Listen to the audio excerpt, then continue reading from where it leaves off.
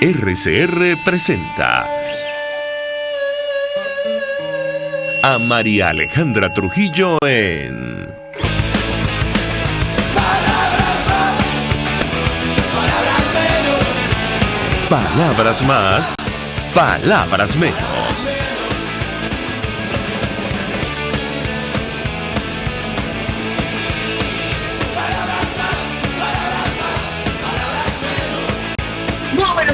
Radio Caracas Radio, lo mejor este lunes 20 de abril del año 2020. Todo el equipo que trabaja para ustedes a partir de esta hora los saluda. En la producción Marilia García, en la redacción Jackson Vargas, en los controles César Arteaga, quien tendrá el inmenso placer de acompañarles, María Alejandra Trujillo. Saben, ustedes se pueden comunicar desde muy temprano a través de la cuenta en Twitter de la radio, @RCR750, seguirnos por el Periscope, por internet, rcr.tv, y el resto de nuestras plataformas digitales a través de TuneIn y YouTube.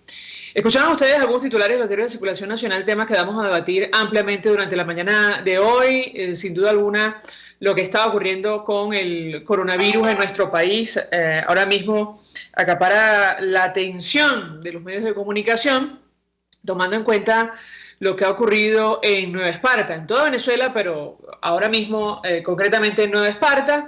Ayer se daban algunos datos del número de casos oficiales confirmados. Reportaban 29 casos nuevos de COVID-19 en el país. En una declaración, Jorge Rodríguez, y lo tomó el Universal, afirmó que 21 de estos casos son derivados de la Academia de Béisbol en Nueva Esparta, que ya había arrojado 20 contagios. La cifra total de infectados aumentó a 256. Y se ha generado allí un cruce de declaraciones. Lamentablemente, esta situación que vive nuestro país de falta de transparencia y falta de democracia, es difícil dilucidar exactamente lo que ha ocurrido en este caso en específico. Incluso no tenemos acceso a un boletín epidemiológico, pero en todo caso, el gobernador se ha defendido. Alfredo Díaz le respondió a William Saab, el fiscal designado al margen de la Constitución por la Constituyente, que los militares de alto rango son los responsables de los contagios en Nueva Esparta. El gobernador del estado, y tomó nota del Nacional, respondió a las declaraciones dadas por el fiscal en las que anunció la privativa de libertad a 5 personas relacionadas con la Academia de Béisbol en la región. Alfredo Díaz respondió a las declaraciones dadas por el fiscal sobre los culpables. ¿Quiénes son los responsables?, se preguntó él. Militares de alto rango de Nicolás Maduro. Allí están los responsables de autorizar el ingreso de los ciudadanos contagiados provenientes de República Dominicana, y este lamentablemente no es el único episodio de esta naturaleza. Probablemente cuando pase la epidemia, conoceremos detalles de todo tipo sobre este tipo de circunstancias. Privativa de libertad dictaron a directivos de la academia y a una epidemióloga. Continúa esta política de perseguir a los trabajadores de la salud. No ocurre en ningún país democrático del mundo, todo lo contrario, pero en Venezuela sí. Carmen Hernández, y esto lo tomo del Sol de Margarita, epidemióloga de la gobernación, infringió presuntamente al artículo 54 de la Ley Orgánica de Seguridad de la Nación, y ocurre en Nueva Esparta una situación en la cual, ahí hay un protector, están efectivamente los militares, hay dirigentes regionales del PSUV, pero también está el gobernador electo, cosa que sucede prácticamente en todo el país, donde el oficialismo ha perdido las elecciones. Insisto, habrá que ver cómo termina esta investigación para determinar los responsables. De momento, la comunidad internacional mira hacia China con relación al brote y la pandemia que afecta ahora mismo a todo el mundo, y ese país, si no es ahora, en algún momento tendrá que dar explicaciones. También la preocupación del mundo está en la reactivación económica, y de eso hablaremos en los próximos días. Ha habido protestas en Estados Unidos pidiendo el fin del confinamiento. El petróleo amanece, cayendo. El WTI se ubica en 13,09 de referencia en Estados Unidos, y el Brent de referencia en Europa en 27. Y continúa el problema de la gasolina en nuestro país. Nos acompaña Judy León, presidenta del Colegio de Bioanalistas de Venezuela. Con ella vamos a hablar acerca de lo que está ocurriendo en el sector salud. Como siempre, un gusto conversar con ella. Muy buenos días. Buenos días y gracias por el contacto. Pues mucho interés de conocer cuál es la situación del sector que usted representa, tomando en consideración el impacto de la pandemia de COVID-19 en nuestro país. La escuchamos. Bueno, de manera general nosotros hemos venido visibilizando la situación del sector salud y, por supuesto, en el área de bioanálisis sobre insumos, materiales, las condiciones de precariedad en que se encuentran los trabajadores, estamos hablando de los profesionales de bioanálisis, y además de esto, de algunos aspectos que venían sucediendo con antelación, y ahora que tenemos esta pandemia, a la cual debíamos haber estado preparados con mucho prevención, hemos tenido muchos problemas en cuanto a algunos elementos y normas de bioseguridad que debe contener, además de otros aspectos que se han agregado, que son ahora la parte de gasolina, el traslado de todo ese personal de salud hacia sus sitios de trabajo, que ha ocasionado otro elemento más dentro de todo el contexto de esta pandemia global que tenemos en este momento. El problema del sector salud en nuestro país no es nuevo, pero en el caso concreto del sector que usted representa, tienen un papel fundamental para hacer frente a esta epidemia. La pregunta que yo le haría es si desde que se confirmó el primer caso en nuestro país han resuelto las deficiencias que hay en el sector que usted representa. ¿Qué puede decirnos? Bueno, de manera general, porque no podemos decir cuestiones particulares, pero hay ejemplos que podemos mencionar para ilustrar pues lo que tenemos que se han dentro de la pandemia.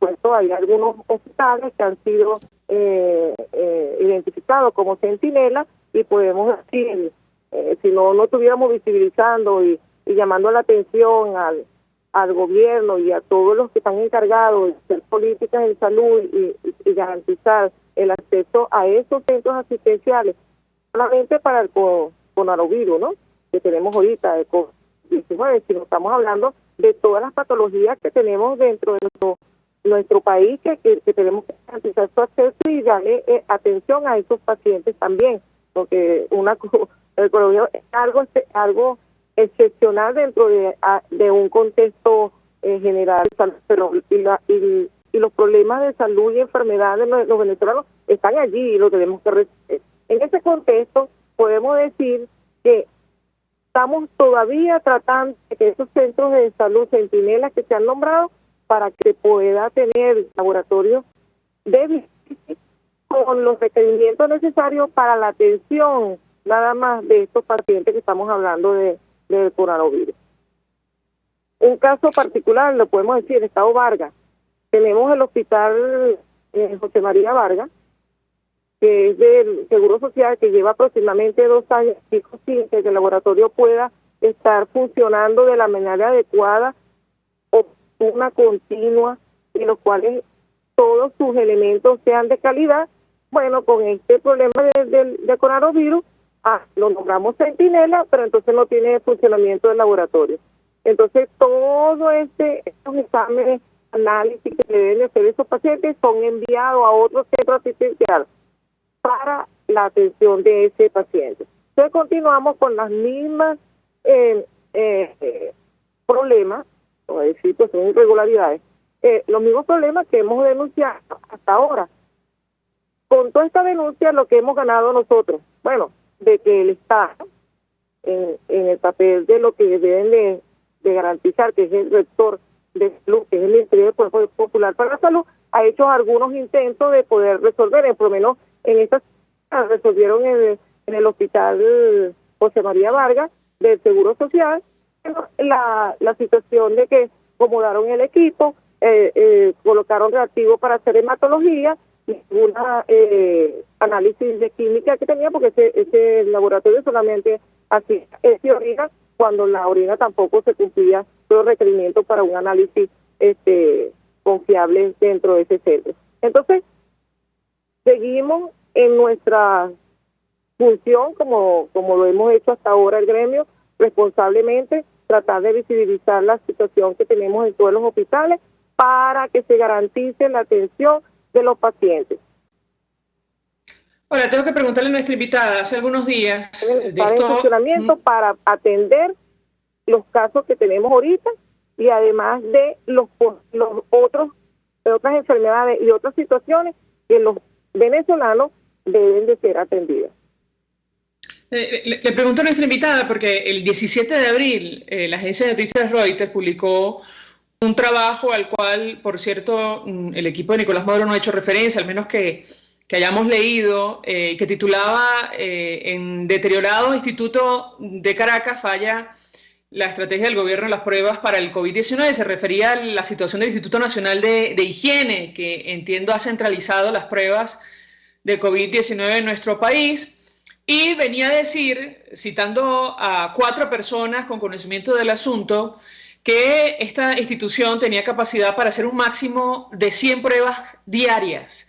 Yo le preguntaría su opinión al respecto y apelando a su experiencia en torno a este tema, porque contrasta de alguna manera ese número tan limitado de pruebas con la información que diariamente da a conocer el equipo de Nicolás Maduro. ¿Qué puede decirnos?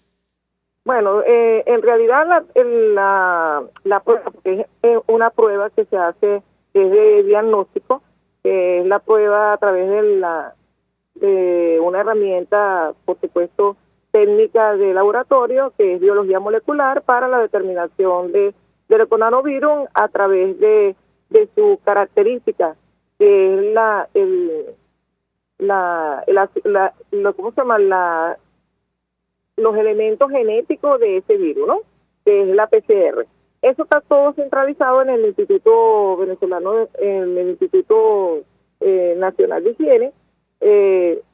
Esas pruebas, por supuesto, al centralizarlas, si las centralizamos, ese instituto no tiene la capacidad para procesar tantas muestras que van a llegar de todos los estados a un sitio donde que tenemos también debilidad y lo hemos notificado con antelación en cuanto no solamente de recursos y ahora que han dotado de reactivos, sino que también de personal. O sea, tenemos que planificar para poder ver y visibilizar. Si queremos tener control de la enfermedad, debiéramos de estar buscando, bueno, ahorita en este momento, porque debiéramos haberlo hecho con antelación, porque cuando el H1N1, el mismo gremio propuso al ministerio de que debiéramos tener laboratorio de salud pública en cada estado para poder tener un mecanismo de llegada de cualquier enfermedad que se pueda ocurrir a través de las epidemias o pandemia o cualquier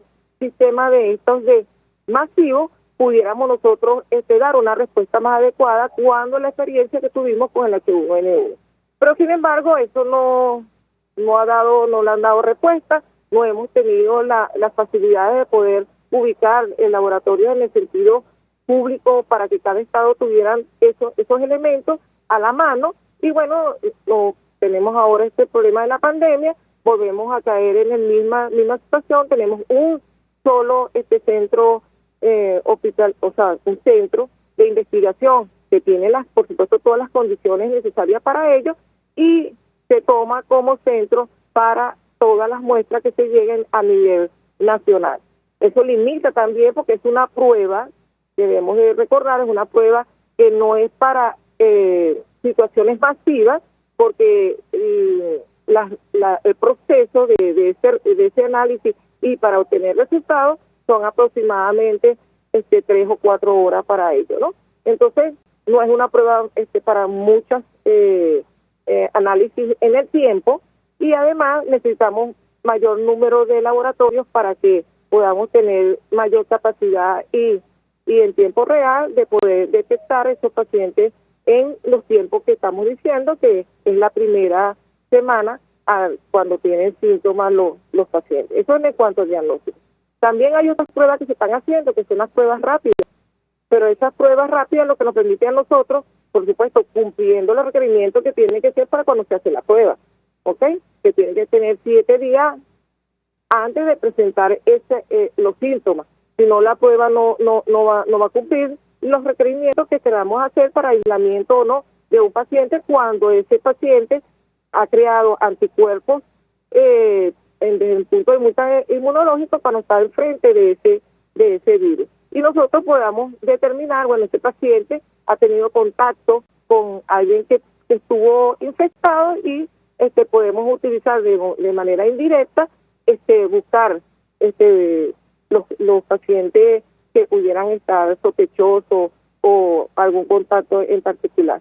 Esas son las pruebas más rápidas, pero también tenemos ahí dificultades porque la experiencia que tenemos, la información que tenemos, bueno, ahí tienen que tener unos requerimientos de protección.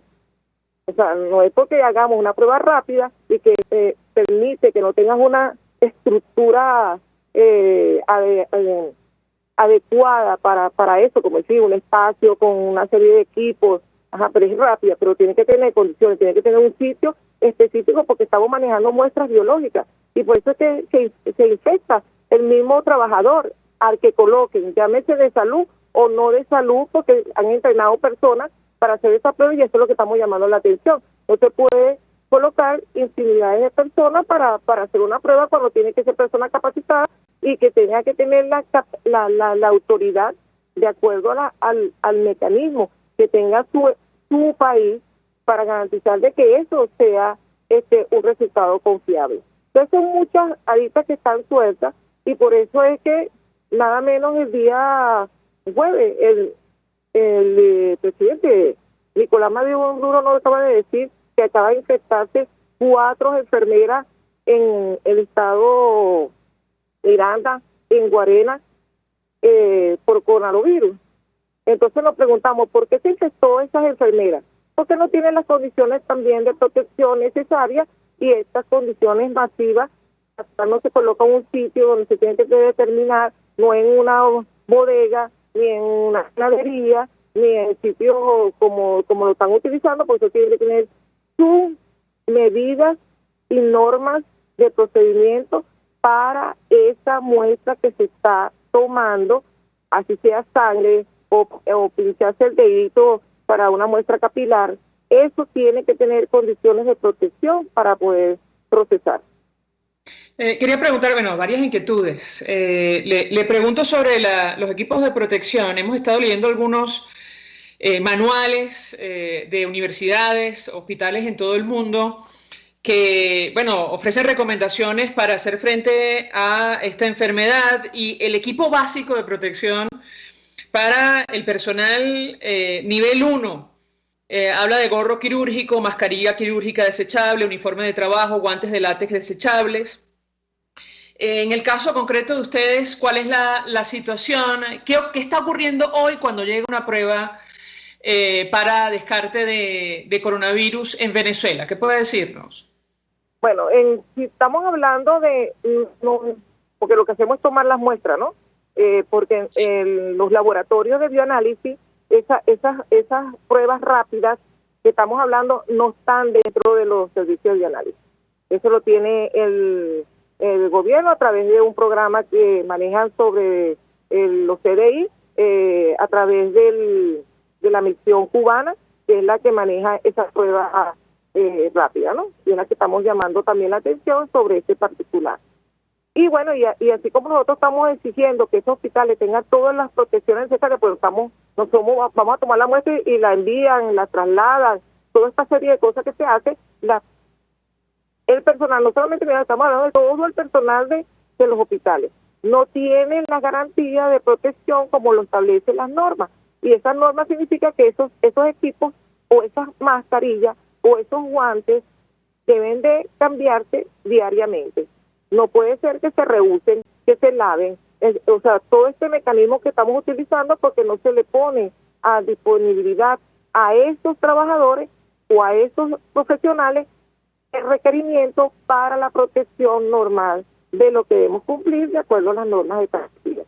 Entonces, ese es nuestro llamado de atención diario cada vez que nos entrevistan, de que necesitamos de que esos trabajadores se les esté cumpliendo, primero, las normas de protección de bioseguridad que debe tener. Segundo, los elementos también de limpieza de los hospitales. También tenemos fallas, no hay desinfectante, no hay cloro. Entonces la dotación es irregular.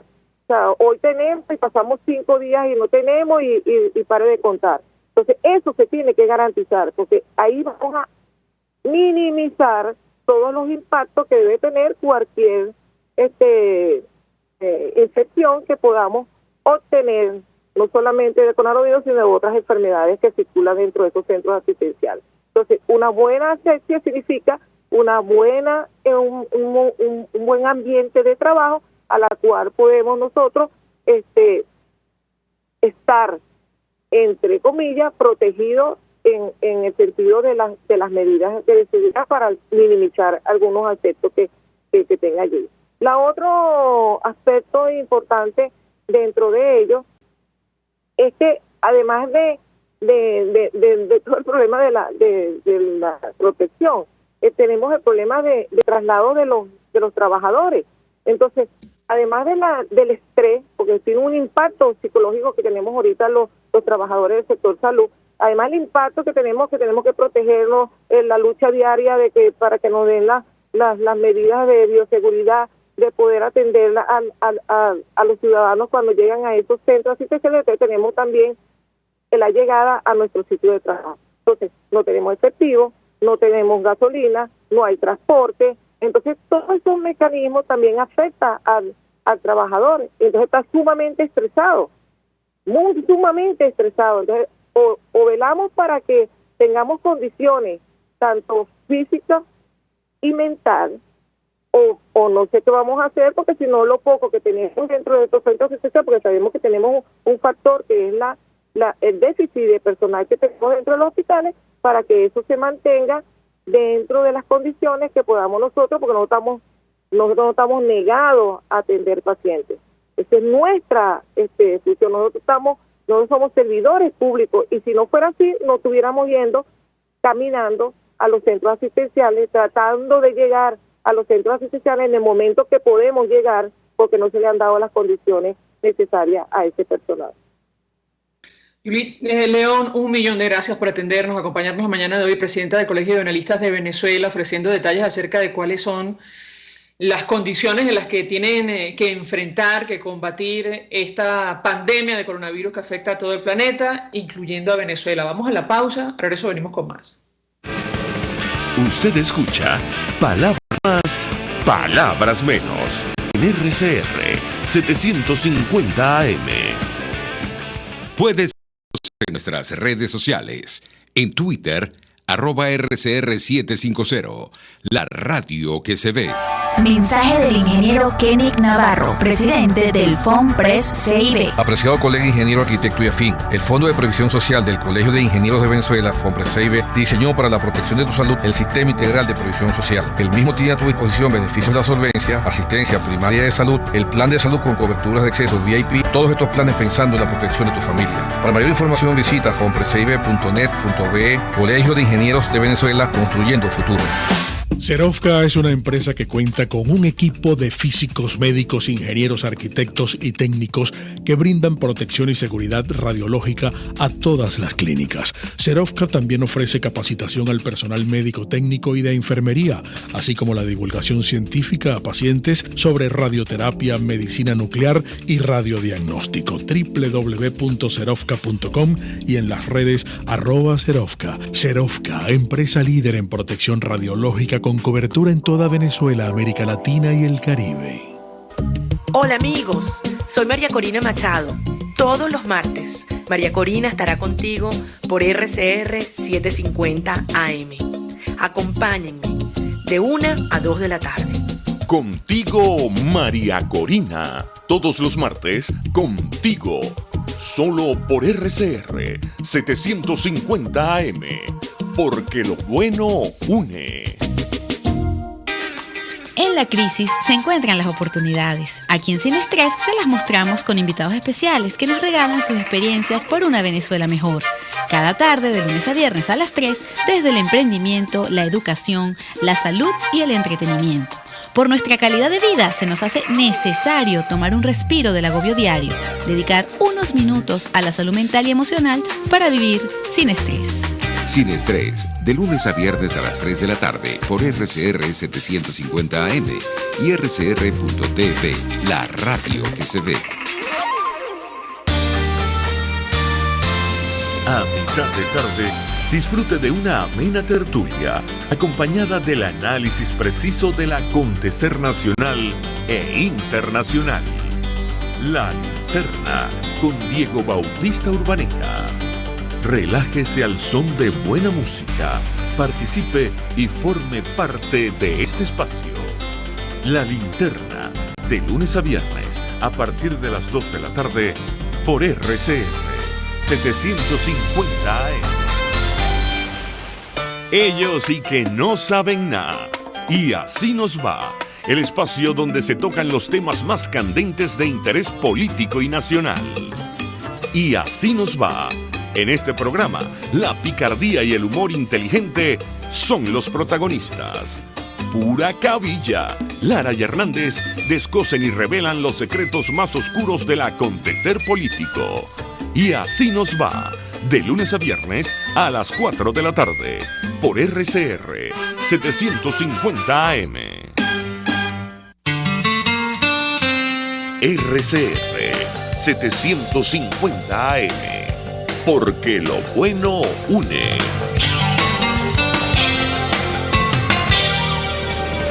Todos las piensan, todos las escuchan y María Alejandra Trujillo te las dice. Palabras más, palabras menos. Continuamos, amigos, palabras más, palabras menos, hablando acerca del impacto de la pandemia de coronavirus en nuestro país. Hace algunos minutos hablábamos con la presidenta del Colegio de Bienalistas de Venezuela, Judy León, bueno, que describía la situación, las condiciones en las cuales los trabajadores de la salud tienen que enfrentar este reto que afecta a todo el planeta. Comentábamos con ella, bueno, lo que establecen los manuales y concretamente que tengo en mi mano de los hospitales en todo el mundo, hospitales en China que les tocó combatir inicialmente la enfermedad, hablan de las medidas de protección necesarias para todo el personal del sector salud, de acuerdo a los niveles. Lo básico consiste en un gorro quirúrgico desechable, una mascarilla quirúrgica desechable, uniforme de trabajo, guantes de látex desechables, ropa de aislamiento desechable si fuera necesario. Ya cuando se agrava la situación, hay que incluir gafas de protección. También, si se agrava aún más la situación, dispositivos de protección respiratoria que cubran toda la cara y respirador purificador de aire motorizado. Estoy leyendo un manual de universidades chinas elaborado para hacer frente a la pandemia de coronavirus. No es la situación en la cual se encuentran en nuestros hospitales y mucho menos el personal. Tenemos al doctor, me dicen, Unidades Urbina, vía telefónica, conoce perfectamente la situación del sector salud, fue director del Hospital JM de Los Ríos, pediatra, intensivista. Doctor, como siempre, gracias por atendernos, muy buenos días. Buenos días, María Alejandra, gracias por el contacto. Pues mucho interés de conocer su opinión, análisis acerca del tema que nos ocupa. Hablamos del impacto de la pandemia de coronavirus en nuestro país. Lamentablemente, más allá de las declaraciones políticas y esta persecución contra algunos profesionales del sector salud o dirigentes de la alternativa, no hay respuestas concretas acerca de estos temas en específico, es decir, el material necesario, los insumos necesarios para combatir esta epidemia que ha significado o significa un reto para todo el planeta. Doctor, ¿qué puede decirnos? Sí, realmente lo que comentas es muy triste para los venezolanos ver cómo son perseguidos el personal de salud que hace las diferentes manifestaciones de queja de que no están preparados los hospitales, y no solamente que lo digamos nosotros, la misma Organización Mundial de la Salud recién hace más o menos un mes sacó un comunicado donde aparecen Venezuela y Haití como los países que menos tenían chance de afrontar una epidemia en caso que se desatara, como en China, en Alemania, en Italia, porque venimos denunciando hace mucho tiempo el colapso del sistema de salud venezolano, y entonces vemos cómo el personal de salud está trabajando, que no solamente los cubanos, sino el personal venezolano está también al frente de los hospitales Centinela. Vemos cómo son maltratados, las felicitaciones y los héroes son los extranjeros y los venezolanos siempre vamos quedando por detrás. Doctor, ¿cuál es la situación del JM de Los Ríos? Que entiendo no está en la lista de hospitales Centinelas, pero sigue siendo referencia en el caso concreto de los pequeñitos de nuestro país. ¿Qué puede decirnos? Sí, cómo no, el Hospital J. de los Ríos, afortunadamente, según el lineamiento del gobierno, no fue seleccionado como centro centinela. Sin embargo, este es el hospital, como tú bien lo dices, el hospital bandera en la pediatría venezolana, y de presentarse algún caso grave en un niño con el síntoma de coronavirus, lo más lógico es que va a llegar al hospital de niños, y el hospital de niños sigue estando en unas condiciones terribles, deplorables. No hay agua permanentemente, hay fallas de luz, no hay los equipos necesarios para lo básico. Y si le sumamos que pudiera convertirse en centro para pacientes con coronavirus, pues sería terrible. La unidad de terapia intensiva está cerrada. Afortunadamente, los niños son los menos afectados y son los que menos presentan sintomatología grave, pero eso no descarta que algún paciente de la edad pediátrica pudiera necesitar terapia intensiva en un momento en caso de presentarse, y el hospital de niños tiene más de 2 meses la terapia intensiva cerrada. Justo quería preguntarle, doctor, porque leyendo información acerca del combate contra esta enfermedad, los manuales especializados hablan de la importancia de las pruebas de imagen en pacientes con COVID-19, hablo de imagen torácicas, y en el caso concreto de nuestro país entendemos que esta es una gran debilidad que arrastramos desde hace tiempo. Yo le pediría su comentario en torno a este tema. Sí, después de la encuesta nacional de hospitales, que es una encuesta seria que se lleva por personal que está dentro de los hospitales, aunque no es oficial, pues nos da una fotografía exacta de lo que pasa en los hospitales. Sabemos que está el 80% de los equipos radiológicos comunes y corrientes, que es una simple rayos X, todos están inutilizados en Venezuela. Y si hablamos de algo más específico que hiciera falta en los pacientes más graves, los pacientes adultos sobre todo, tomógrafos, resonadores, por supuesto, es mucho peor la situación. Entonces, cónchale, ¿por qué tenemos que esperar que llegue una epidemia, sabiendo cómo está la condición del país, para cuando llegue la epidemia empezar a buscar los recursos? Eso, un gobierno serio tiene que tener un sistema de salud lo más robusto posible para hacer frente a cualquier situación, en este caso una epidemia por el coronavirus. En el caso concreto del Hospital J. de los Ríos, para que los oyentes y los internautas lo entiendan, doctor, si, por ejemplo, tuvieran que realizar una radiografía de pecho con rayos X, es decir, un TAC de alta resolución, ¿en este momento sería posible? No, el tomógrafo tiene más de 5 o 6 años que se dañó y ya está inutilizado. Nunca tuvimos resonador magnético y tuvimos 4 años sin rayos X. Lo más sencillo que se hace en cualquier medicatura no tuvimos. Recién, hace como un mes, se reparó un equipo portátil para el hospital de niños, para esa mole que es el hospital de niños. Entonces pudiera hacerse eventualmente una rayos X de tórax, pero recordar que esa no es la gran maravilla. Un equipo portátil tiene una vida útil muy limitada, no se puede estar moviendo mucho, que fue lo que pasó y que nos llevó a tener 4 años sin rayos X en el hospital de niños. Bueno, doctor, lo comentábamos con usted hace algunos días. La situación del JM de los Ríos ha provocado incluso que la Comisión Interamericana apruebe toda clase de resoluciones de protección contra esta institución. Sin embargo, bueno, con el pasar del tiempo no ha ocurrido nada, incluso en medio de esta pandemia. Quisiera un comentario de su parte al respecto. ¿Qué puede decirnos? Sí, las medidas cautelares que se lograron dictar a la Comisión Interamericana de Derechos Humanos, primero para el servicio a los pacientes de nefrología y luego se amplió a 12 servicios más, quedó solamente como denuncia a nivel internacional para ir llevando nota de las irregularidades que suceden en Venezuela, pero más allá de eso, María Alejandra, no pasó nada. El hospital sigue en unas condiciones deplorables, los directores no se hacen presentes, no dan la cara al personal de salud, y no tanto al personal de salud, sino a los pacientes que ameritan la atención necesaria y de calidad que siempre se dio en el Hospital de Niños de los Ríos. Entonces, nada, las medidas cautelares fueron engavetadas cuando se supone que un estado serio debería empezar a cumplir las recomendaciones que se hacen en esas medidas cautelares en beneficio de los pacientes.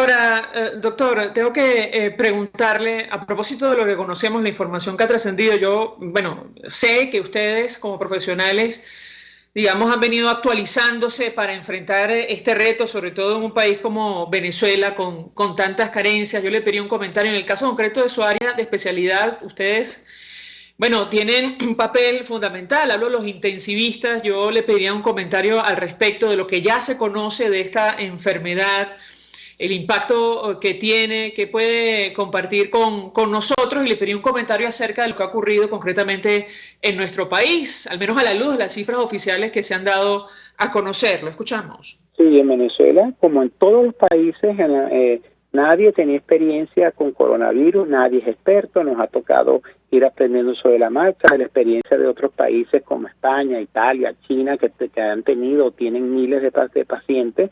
Entonces, pues lo que ellos van publicando, nosotros nos vamos actualizando.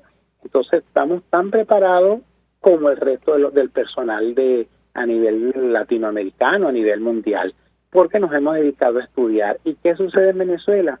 Que ahí nuestros epidemiólogos hicieron unas proyecciones, como han hecho en otros países, en base a la experiencia de los países que han tenido más casos, y pues se supone que en algún momento Venezuela va a empezar a reportar los casos reales que tiene en coronavirus.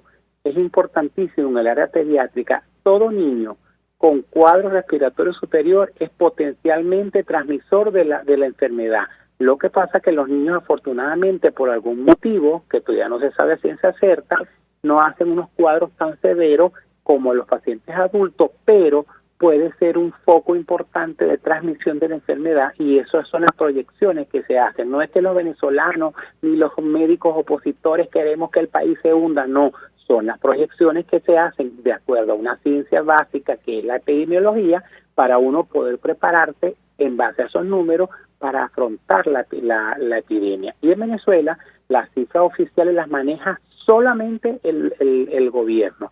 Quiere decir que lo que diga el gobierno es, aunque desconfiemos un poco de esa cifra, porque si los países grandes que tienen miles de formas de hacer diagnóstico en sus ciudadanos están hablando de que están quedándose con un subregistro, porque realmente es imposible hacer un muestreo a toda la población, pero cónchale, deberían hacerse una cantidad de pruebas necesarias para saber las cifras reales. Por lo tanto, los epidemiólogos venezolanos tienen, de acuerdo a sus proyecciones, que aquí las cifras que dice el gobierno no son las cifras reales de lo que sucede en Venezuela. Que no sea tan grave como Ecuador, como México o Brasil, eso evidentemente es así porque los hospitales no están atiborrados, pero evidentemente se nos está quedando un número de pacientes que a lo mejor son asintomáticos o sintomáticos leves sin tener diagnóstico de coronavirus.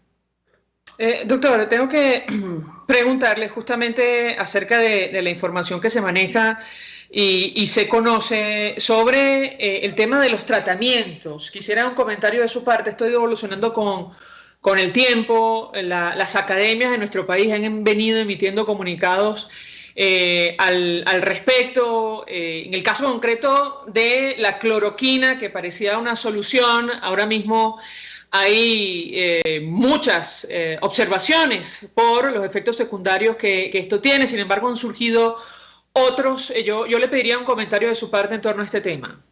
Sí, realmente con la experiencia diaria que se está teniendo con el coronavirus, pues van saliendo distintas propuestas, porque no son tratamientos específicos, son propuestas de los ensayos que se están haciendo en esos países que tienen esa gran cantidad de personas afectadas, para tratar de buscar qué tratamiento es el idóneo para curar o paliar la situación del coronavirus. Entonces han surgido diferentes propuestas, inclusive la Organización Mundial de la Salud tienen un estudio de 4 grandes grupos, que son la cloroquina con acitromicina, los antirretrovirales, que es el interferón, pero ninguno a la fecha ha dado con la clave de cuál es el tratamiento específico. Entonces, claro, hay que ir adaptando los tratamientos, los protocolos, dependiendo a lo que van produciéndose información científica en esos países que tienen tanta casuística de coronavirus, y específicamente con la cloroquina, que al principio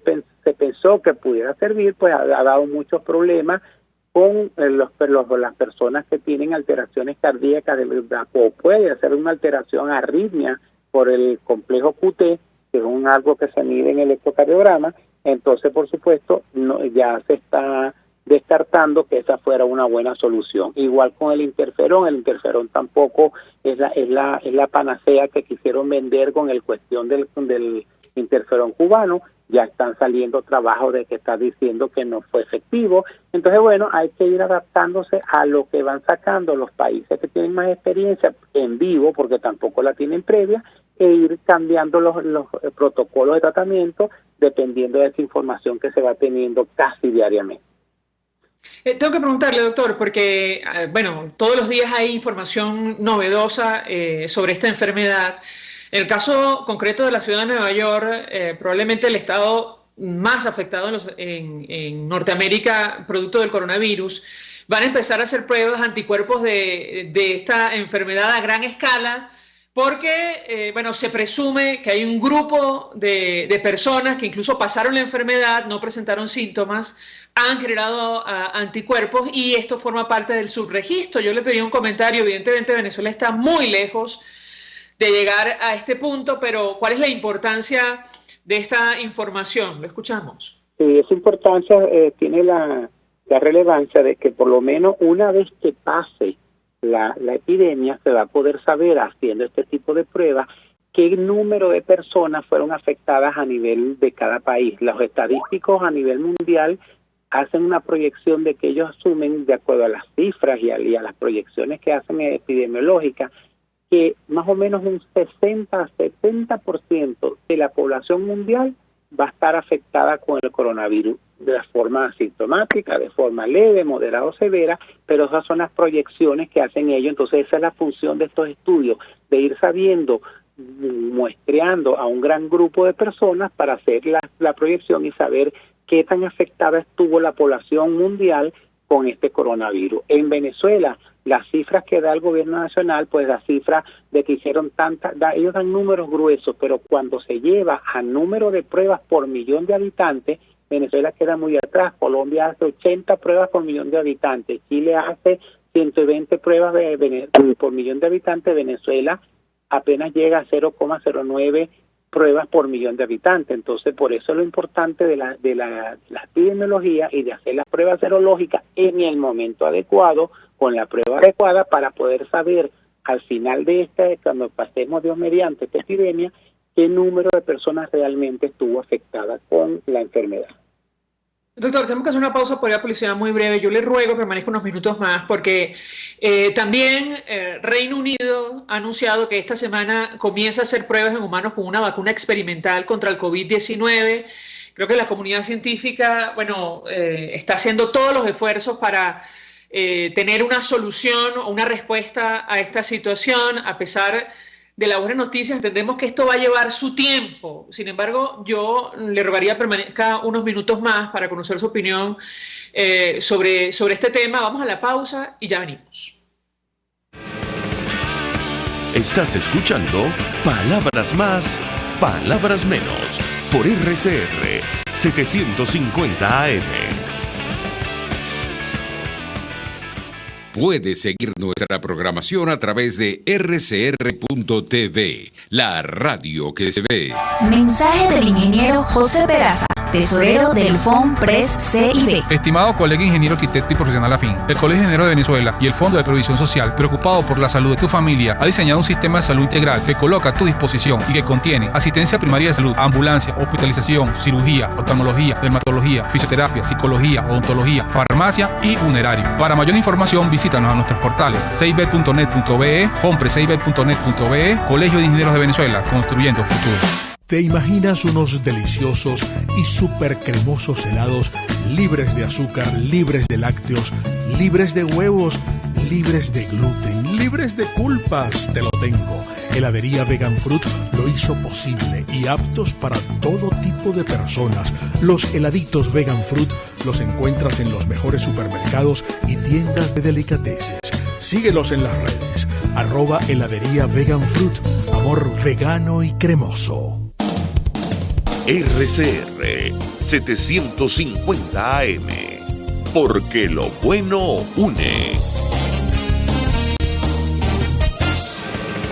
Información, opinión, contraste. María Alejandra Trujillo está en Palabras Más, Palabras Menos.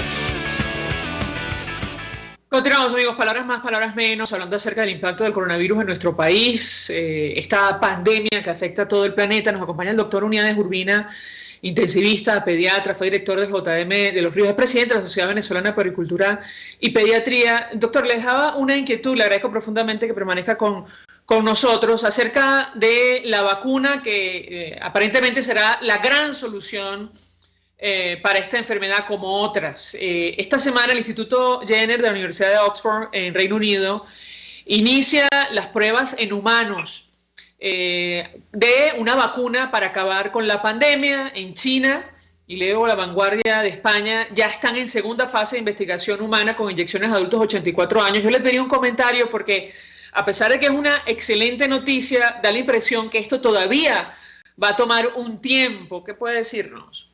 Sí, ciertamente. Hay más de 70 proyectos de producción de alguna vacuna contra el coronavirus a nivel mundial.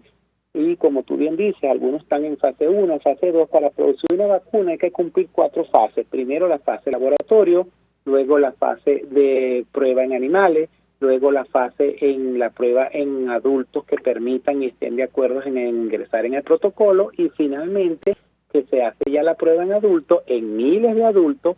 Ya se sacan porque no solamente producir la vacuna y ponerla, sino que hay que luego evidenciar si fue realmente efectiva, si los anticuerpos son de buena calidad, si no produjo algún efecto secundario en los pacientes que la recibieron. Entonces eso toma realmente mucho tiempo. Entonces la gente oye, es importante la pregunta, pero la gente oye, va a salir una vacuna, sí, pero va a salir, pero no se sabe cuándo, porque hay que cumplir todas las normas de bioética que luego la apruebe la Organización Mundial de la Salud, y eso puede tomar fácilmente, como han dicho muchos de los investigadores que están en esa fase, hasta diciembre o si acaso hasta 2021, porque hay que cumplir toda la fase para estar seguro que ese biológico que se va a suministrar a nivel masivo es de calidad y no hace un efecto secundario en los pacientes. Y entonces eso hace que tengamos que seguir luchando día a día contra esta enfermedad, casi a ciegas, como hemos visto, porque hoy se prueba una cosa, mañana no, mañana sí, de hoy no se sabe, porque eso así son las cosas nuevas,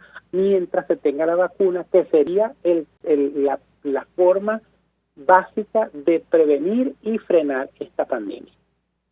Doctor, sobre la reapertura de la economía, hoy inician actividades en Alemania, en España comenzaron la semana pasada, Colombia se planea la próxima semana, Estados Unidos está abierta a la discusión. ¿Qué va a ocurrir en el caso concreto de Venezuela si no se alarga esta cuarentena que se ha prorrogado un mes más? Lo escuchamos.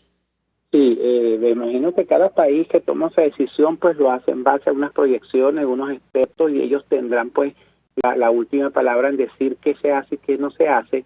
Lo cierto es que evidentemente un país cerrado permanentemente, todo el mundo en aislamiento, evidentemente la economía se resiente, como de hecho ya estaba en Venezuela antes de esto, y ahorita pues está mucho peor. La gente no tiene cómo acceder a la canasta básica, porque no están produciendo, porque en Venezuela hay que recordar que con el amplio margen de desempleo que hay, la gente vive del día a día, los buhoneros, el comercio informal, y todo está prácticamente cerrado, y vemos como en las zonas de Cate y Petare, pues la gente, si bien debería respetar el aislamiento, no lo está haciendo porque necesita comer. Entonces, es cuestión de que cada país evalúe el riesgo que significa reabrir una economía contra el riesgo que significa tener a la gente pasando hambre, y que se va a hacer efectos peores a veces en la economía porque la gente no está produciendo y la gente indefectiblemente tiene que comer. Entonces, y recordando que el aislamiento social